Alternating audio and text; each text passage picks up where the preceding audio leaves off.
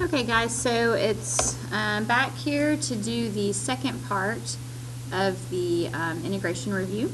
And on the back side, we're going to kick it off with number 5. It says to find k such that the following is true. So we're going to have an integral from 0 to 2 for 2/3 x squared plus kx, and all that has to equal 10. So this is actually really similar to the warm-up we had in class.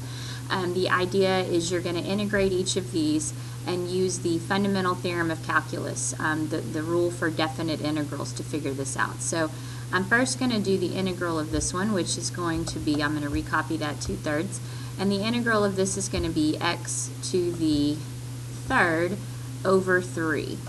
Okay?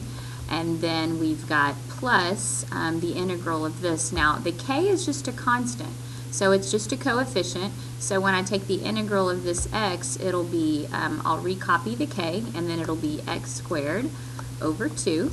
And I'm going to be doing all of this from 0 to 2.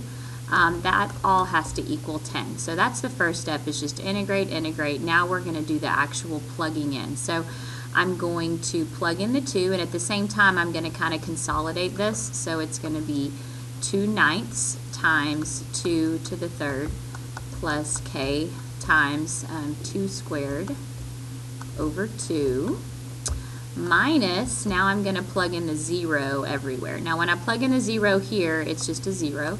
When I plug in the 0 here, it's just a 0. And then all of that equals equals 10. And now I just clean it up. So 2 to the third is 8 times 2 is 16, so I've got 16/9 plus, this ends up being 4 over 2, which is 2k, and all of that equals 10. So I'm going to move the 16/9 to the other side. And when I do that, it looks like this is going to be 90/9 minus 16/9. So 2k is equal to, I believe that would be a 74/9. And then my last step is to isolate k, so I'm going to divide by 2. Dividing by 2 is the same thing as multiplying by 1/2. And so my final answer for k is 74 over 18. Or you can reduce that, and it looks like that would be a 37 over 9. I think I reduced that right. Just divide by 2, divide by 2. And that's how it goes. So there's number 5. Okay, number 6.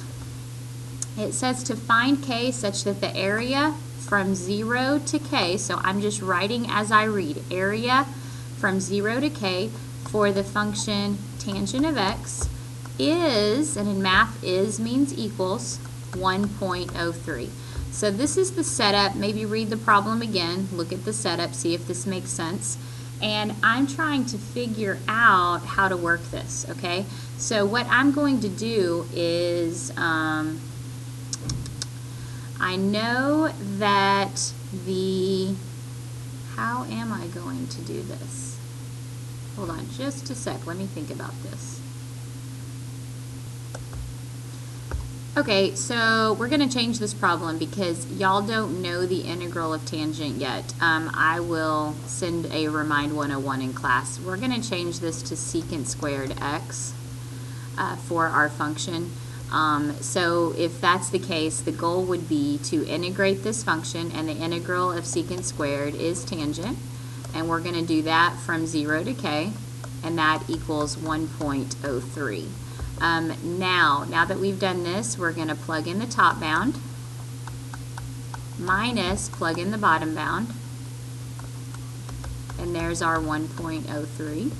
Okay, now that we've done this, the tangent of k is equal to, I'm just going to do tangent of 0 and move it to the other side. Now the tangent of 0 is 0, so I end up with this.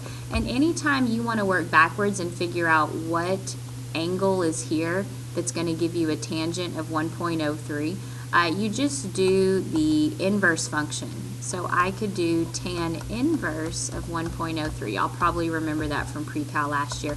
And whatever the calculator says when I do that, that is going to be my answer for k. And I don't know it just yet, but I'll figure that out and write it down later. Okay, Number 7. Okay, number 7 is just, do you know your properties? So if it wants you to integrate this, A, B, and C are just coefficients. And so this one really is quite simple. You just ignore your coefficient, and so you're kind of working the problem as if it was this. And if that was the case, then you just do ax to the third over 3 minus bx squared over 2 plus cx, and then plus some other c that we don't know. So that's all you got to do on this one. Number 8. Okay, number 8 is 4x minus 2 over the cubed root of x. Okay, you don't know a quotient rule, you don't know a product rule yet, so you need to separate all this. So I would view this as 4x squared over x to the 1/3, which is the same thing as the cubed root of x. And there was a minus 2, and then minus the 2 over the same thing. So you can split it up because there's a monomial in the bottom. You can split this up and put it under each one, and then you simplify. So rules of exponents, back to algebra here. When you have two exponents like this, you subtract them. So this would be 4x to the, let's see, 2 minus a third would be 4/3. Actually, maybe it's 5/3. It would be 5/3, sorry, 5/3. Minus, now this one, there's nothing up here to subtract it, but you can take that x out of the denominator and call it a negative 1/3. Then you're just doing the integral of each of these separately, okay? So I'm going to add 1 to this, so if I add 3/3, this is going to be x to the 8/3. And instead of putting it over 8/3, that's the same thing as times 3/8. This 4 that was the coefficient, I need to make sure that I bring this back also. And then minus, I'll go ahead and recopy the 2 so I don't accidentally forget it. And then same thing, add 1 to this, and when you add 1 to that, it's going to be 2/3. So it's going to be x to the 2/3. Instead of over 2/3, that is times 3/2. And then plus c. So we're just going to clean this up. The 4 goes into the 8 twice, so this ends up being 3/2 x to the 3rd. These 2's cancel, minus 3 x to the 2/3, and then plus c. So that'll be your answer on number 8. Okay, number 9. Number 9 is 5 cosecant x cotangent x plus 1 dx. Okay, this is one that we're supposed to memorize, and so if you know your derivatives, then you know that the derivative of the cosecant of x is equal to a negative one of what we're looking at. Okay, so if the cosecant is a negative one of these, then when I work backwards, the integral is, I just recopy the 5, and the integral of that would be a negative cosecant x. Just working backwards on my integral. And then I've got a plus 1 back here. So instead of just plus 1, it's plus the integral of 1 here. So it's going to be plus x. And then a plus c. And that'll be my final answer. And then number 10, find the particular solution to the differential equation dy dx equal to 2x to the 3rd minus 6x plus 1 that satisfies the initial condition f of 0 equals 2. Okay, so if we need the particular solution, that's basically saying find y. So we have the slope, we want to find y. The way to do that, take an integral. So when I work backwards through this, I'm going to have x to the 4th over 4, and there's still that 2 out front, minus 6x squared over 2 plus x plus c. So this is my equation, but the goal here is to actually find c and rewrite this. So that's what I'm going to use this for. This is my x, this is my y.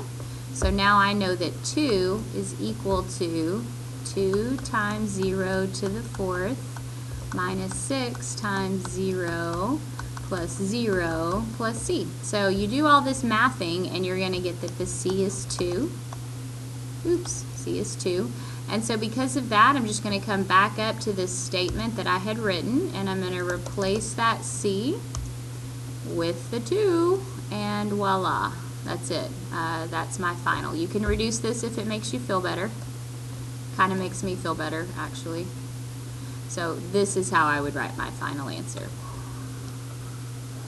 Whee. All right, come and see me in the morning if you have questions or if you want to check the key for final answers. All right, thanks.